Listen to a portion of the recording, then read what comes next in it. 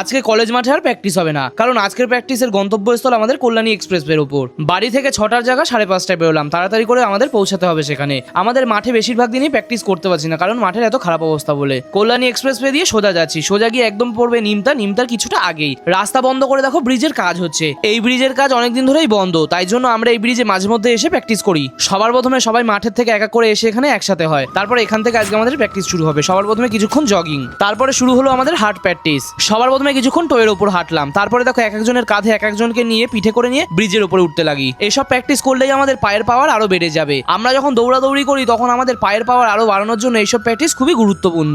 ব্যায়ামের মাধ্যমেই আমাদের শরীরকে আরো স্ট্রং করে তুলতে হবে আমাদের এই প্র্যাকটিসের জন্য। আমাদের এখানে যারা আসে বেশিরভাগই আসে চাকরির পরীক্ষার দৌড়ের জন্য, আবার অনেকে আসে শরীর চর্চার জন্য। তারপরে কিছুক্ষণ বিশ্রাম, 1-2 মিনিট বিশ্রাম নেওয়ার পর আবার আমাদের প্র্যাকটিস শুরু। তোমাদের যদি আমার এই ভিডিওটা ভালো লেগে থাকে অবশ্যই চ্যানেলটাকে একটা ফলো করে রেখো। তারপরে আবার প্র্যাকটিস শুরু হওয়ার পর কিছুক্ষণ লেগ জাম্প করলাম, তার সাথে করলাম ডাক ওয়াক। এই ব্যায়ামগুলো করলে আমাদের পায়ের পাওয়ার আরো বেড়ে যায়। তোমরা যদি বাড়িতে থেকে থাকো কোনো সময় ঘরের মধ্যে এই প্র্যাকটিসগুলো করে দেখো, বুঝতে পারবে পায়ে কতটা টান লাগে আর কতটা কাজ করে পায়ের জন্য। হালকা জগিং এর সাথে সাথে আরো অনেক এক্সারসাইজ, এই সমস্ত কিছু করার পর আজকে আমাদের প্র্যাকটিস বলতে পারো পুরোটা এখানেই শেষ করলাম। প্র্যাকটিস শেষ করার পর একটা ভাইয়ের জন্মদিন ছিল, সবাই মিলে তাকে হ্যাপি বার্থডে উইশ করলাম। উইশ করার পর দেখো আস্তে আস্তে সবাই আমরা এখান থেকে বেরিয়ে যাচ্ছি, সোজা যাবো কলেজ মাঠের দিকে। একসাথে সবাই মিলে আবার একটা গ্রুপ ফটো তুলে নিলাম আমরা। রোডের এক পাশে চলছে বড় বড় গাড়ি আর এক পাশে পুরো শূন্যতা, তার মধ্যেই আমরা আজকে প্র্যাকটিসটা সব সেরে নিলাম। আবারও একবার বলি, তোমাদের ভিডিওটা প্রথমবার দেখে থাকলে অবশ্যই চ্যানেলটাকে একটা ফলো করে রাখো এরকম প্রত্যেকদিন আরো ডেইলি ব্লগ দেখার জন্য।